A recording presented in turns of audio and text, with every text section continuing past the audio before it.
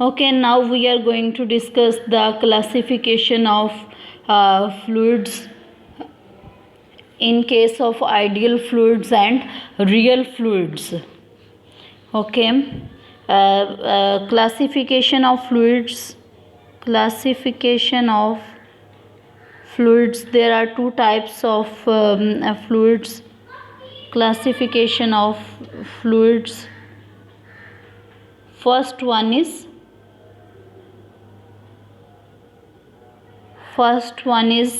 ideal fluids, and second one is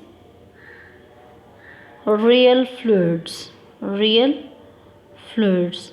As we know, from the name of this type, that is ideal fluid. Ideal means everything is perfect in that fluid and according to the needs. But we know that nothing is ideal in our daily life. No one is ideal. Even fluids will not be ideal, and if that properties exist in any fluid, then they don't exist in general. But we can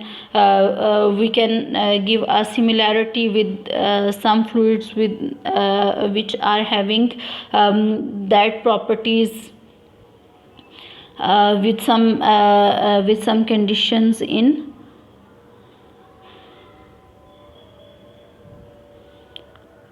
with some conditions that are very mild to violate the definition of these fluids. Now, what are the ideal fluids? An ideal fluid is also called what? A perfect fluid. Okay, ideal fluid are perfect fluid. What is ideal fluid or perfect fluid? A fluid is called an ideal fluid if it has no viscosity.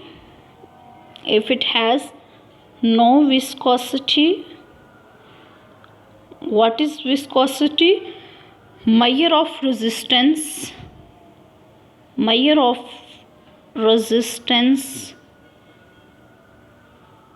of a fluid to its deformation.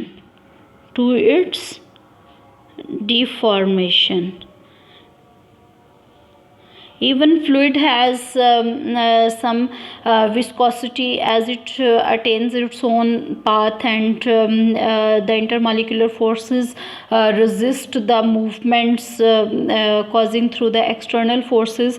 Therefore, the ideal fluids don't have any viscosity, that is, they don't have any resistance to deformation.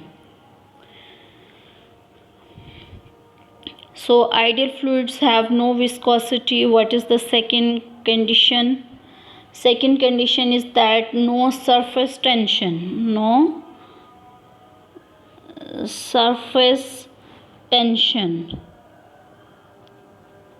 Surface tension is basically that the layer that is created on the surface of the fluid that allows the ships and other bodies to move on the surface. That force is called surface tension. So ideal fluids don't have surface tension and is incompressible.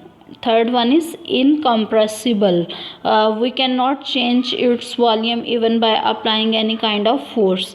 So these properties are, one thing is no viscosity, second one is no surface tension, and third one is incompressible. Incompressible means we cannot change its volume. So now we come towards its examples. If we look at air or water. Water has a very low viscosity, so we can say that it has no viscosity.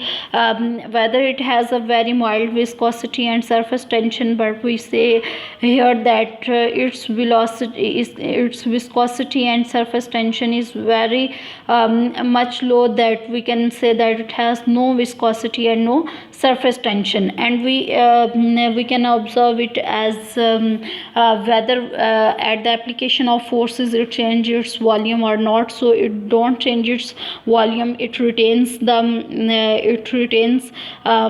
its own volume. So we can say that air and water are the examples of the ideal fluids or perfect fluids. Now we come towards the real fluids. Real fluids are also called what? Viscous fluids. Real fluids, its second name is viscous fluids. Viscous fluids. Viscous means it has resistance to deformation.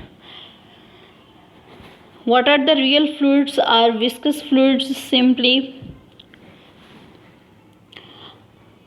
and what the properties that these fluids do follow? It has finite viscosity. It has finite viscosity. All the conditions that were applicable to ideal fluids, real fluids will negate all those conditions. Simply we can remember the conditions of ideal fluids, that were ideal fluids have no viscosity. Here in real fluids we are going to negate that condition, and we have right here that ideal fluids have finite viscosity. What was the second condition there? That was no surface tension, but here in real fluids it has surface tension.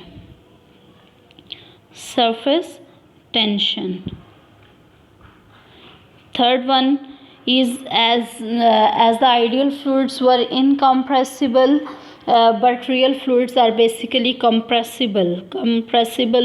Compressible fluids exist in our daily lives. Even if we look at honey, honey has much thickness and density, and we can have even larger amount in a small container. That's why its volume is being changed. So we can say that honey is compressible. Similarly, other things are compressible, and they can change the volume with the change of density or pressure or temperature. So real fluids have finite viscosity, surface tension and compressibility. Thank you very much, and Allah Hafiz.